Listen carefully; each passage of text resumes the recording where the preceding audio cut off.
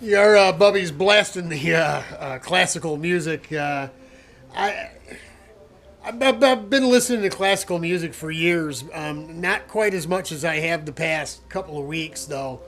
I don't know why. It's peaceful. There's no lyrics and singing, so it's music, and it's like I said, it's relaxing. Yeah, I get motivated and helps you get things done. But just setting some things in place. We've got both the pods are in place now. We need to order some more Zeus fasteners of different lengths because the material is different thicknesses. We're using 1/8" aluminum for Zeus pads on here instead of that thin metal that the spring and the Zeus itself were designed for. Most of the thickness of the bodywork is about 100 thou. But in areas it gets thicker. Can you grind it? Sure you can. But then you take you're taking away some of the structure and the stability and strength of it. And there's a lot of pressure on those Zeuses, especially if they're tight like these are right now. You'll end up cracking and breaking this fiberglass and stuff. So yeah, just messing around a little bit. We got the seat sitting in it, so we're moving our way backward. Got this side trimmed up. Can't really do anything with Zeus mounts back here because we will be doing something at least here and here or outside here and here. But this is going to have to be stabilized somehow with the Zeus piece of tubing and a Zeus pad off the rear bumper.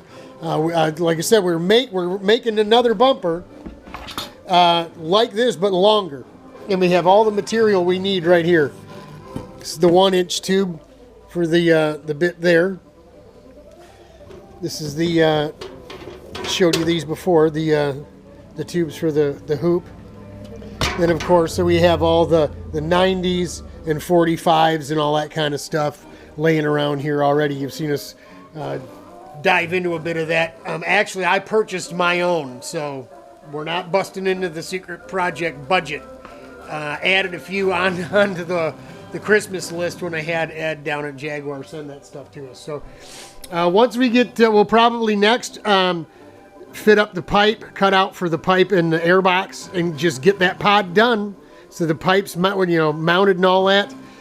We don't want to get too crazy with that because John's going to send us some gearing for Daytona to put on here, which should, counting the teeth that are on it, front and rear, and counting the same number of teeth in the ratio he needs for Daytona, so the motor really won't move, which means my concern was cutting it out. See, we cut it out like this, right? And then, we get a Daytona setup on here, and you got to carve a whole bunch of it out afterwards.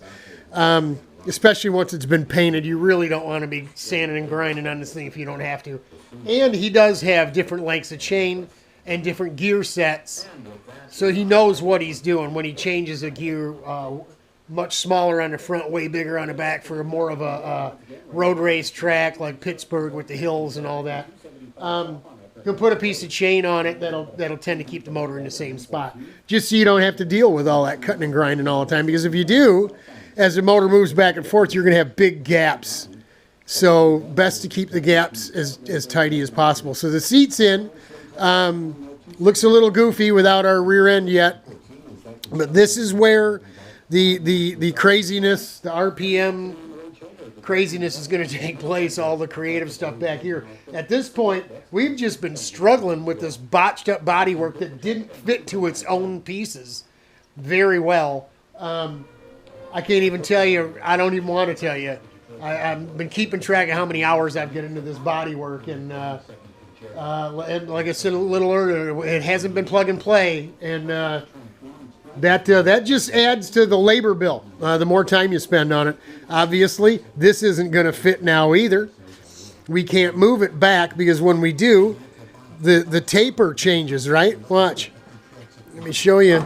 We'll get this taper all wrong. If we moved it back here, it's just not going to fit.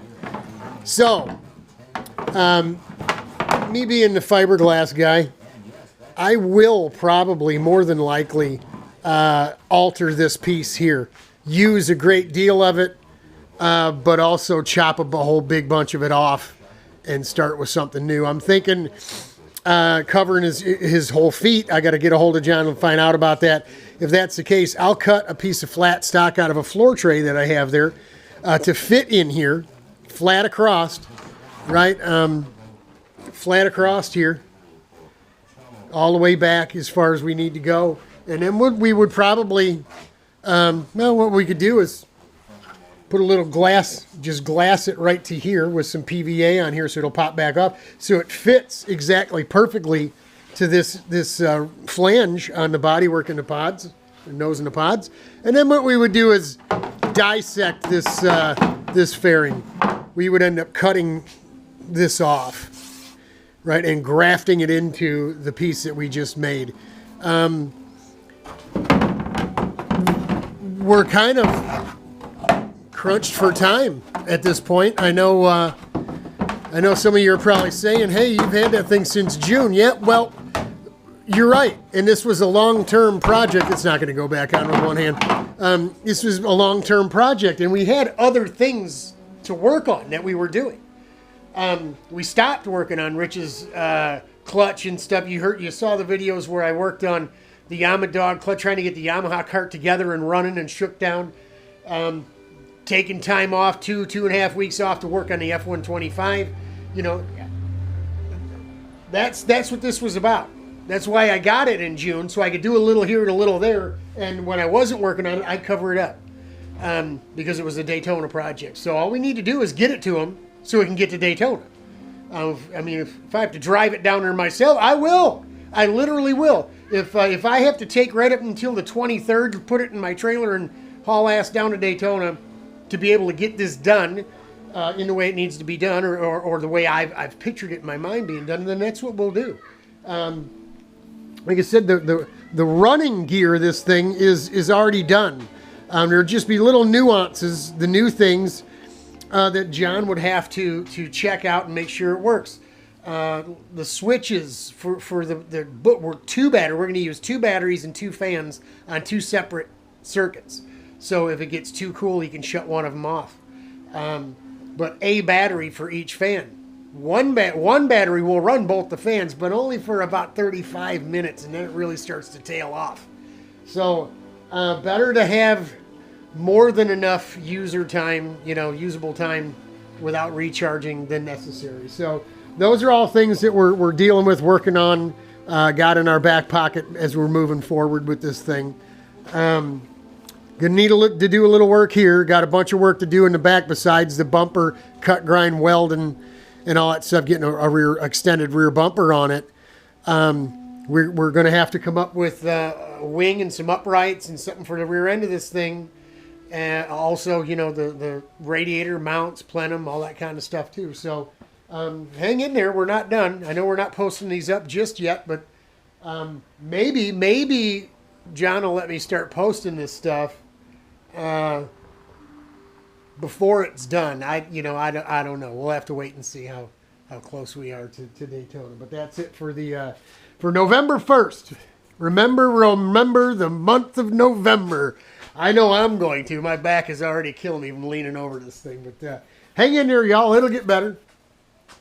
Godspeed. God bless. We're praying for you.